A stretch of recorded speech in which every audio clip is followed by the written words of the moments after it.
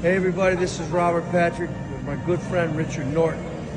Richard Norton was the star of Equalizer 2000 that we shot in 1985 in the Philippines. The Philippines. It was my second movie.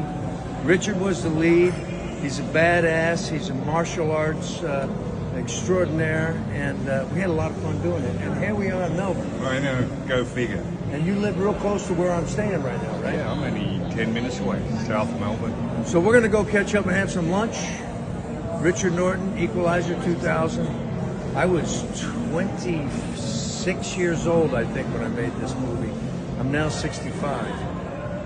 I'm now 74, so it couldn't have been me. I don't think I was born in 1985. Richard Norton, a martial artist, Hollywood action star, and a trainer to the biggest names in the movie industry, has died at the age of 75. Born in Australia in 1950, Norton dedicated his life to martial arts, earning black belts in multiple disciplines. His skills quickly caught the attention of the world, leading him to train with legends like Chuck Norris and Bruce Lee's inner circle.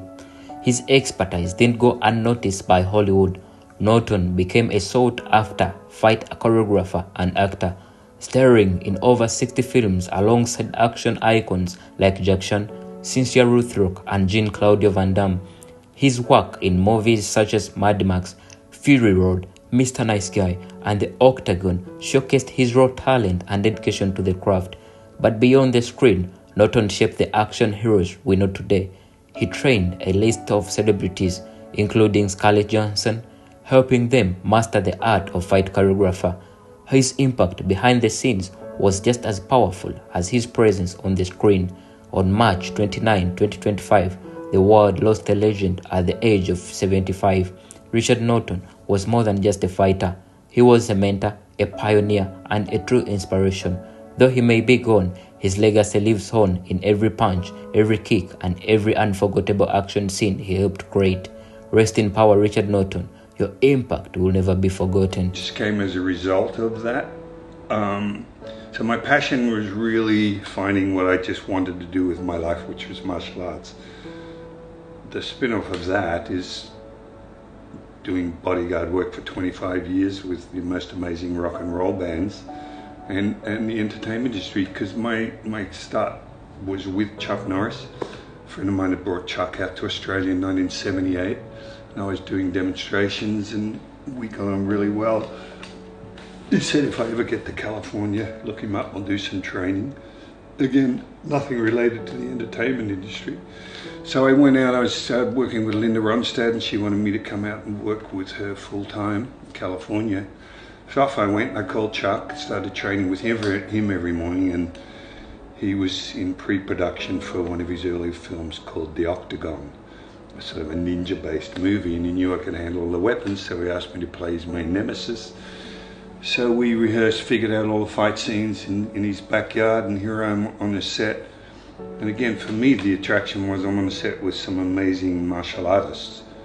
So I thought, God, how good is this? I'm getting to hang out with these incredible people and I'm getting paid for it. So it was less about the acting than the opportunities to broaden what I was already in. And so I did a few films with Chuck and got an audition for a film called Force 5, an audition for that.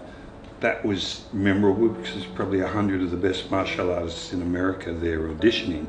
And I remember thinking, this is, what hope have I got? You know, I've got a funny accent. You know, it was much more Aussie back then than it is now to them, and I thought it was ridiculous. But I ended up auditioning, and it got down to the final 10, and I was still one of them. This was for Fred Weintraub and Bob Klaus, who directed Enter the Dragon with Bruce Lee. So for us, it was like, you know, iconic to be with these guys.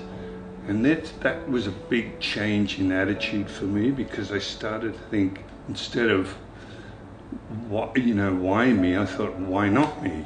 You know, if I'm in the final 10, I must have most of what they want. So what will make them choose me? I think there was 4 of us that had to choose. You know,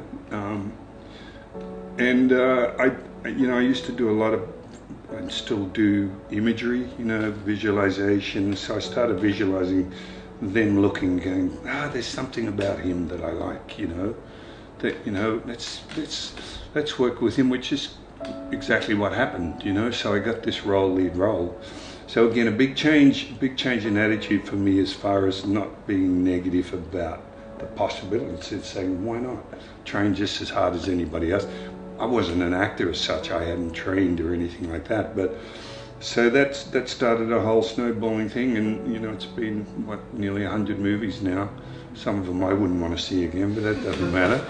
It's been a lifetime of work, and